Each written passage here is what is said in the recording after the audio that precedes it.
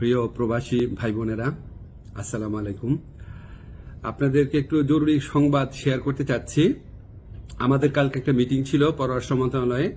পররাষ্ট্রমন্ত্রী ছিলেন, স্বরাষ্ট্রমন্ত্রী ছিলেন, আমি ছিলাম, আমাদের পাসপোর্ট অধিদপ্তরের কর্মকর্তারা ছিলেন এবং সংশ্লিষ্ট যে সরকারি অফিসের সবাই ছিলেন আর কি। তো আমরা সেই ডিটেইল আলোচনার মধ্যে দিয়ে আমরা কিছু সুসংবাদ পেয়েছি। প্রথমে সেটা শেয়ার করি। সেটা হচ্ছে আপনাদের পাসপোর্টে খুবই সমস্যা হচ্ছে, এটা আমরা জানি।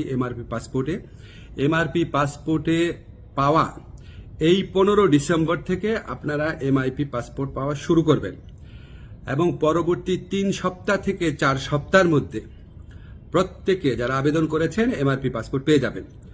তো প্রথম প্রায়োরিটি দেওয়া হচ্ছে সৌদি আরবে এবং মালয়েশিয়াতে আমাদের যে ভাই বোনরা আছেন ওনাদেরকে, এবং এরপর আপনার যেই সমস্ত কান্ট্রিতে ডিমান্ড বেশি তাদের ক্ষেত্রে একটু প্রায়োরিটি দিয়ে এই সমস্যাটা 3 থেকে 4 সপ্তাহের মধ্যে সমাধান করা হবে।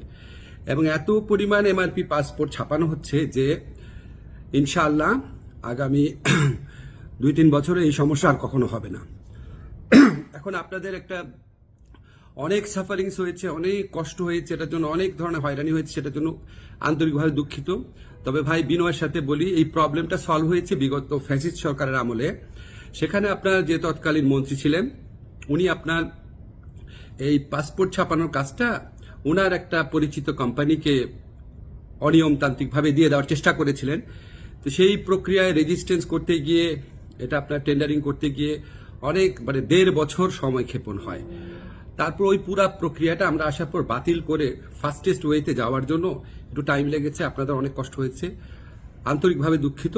তবে ইনশাআল্লাহ 15 ডিসেম্বর থেকে পাসপোর্ট পাওয়া শুরু করবেন আপনারা, এমআরপি পাসপোর্ট।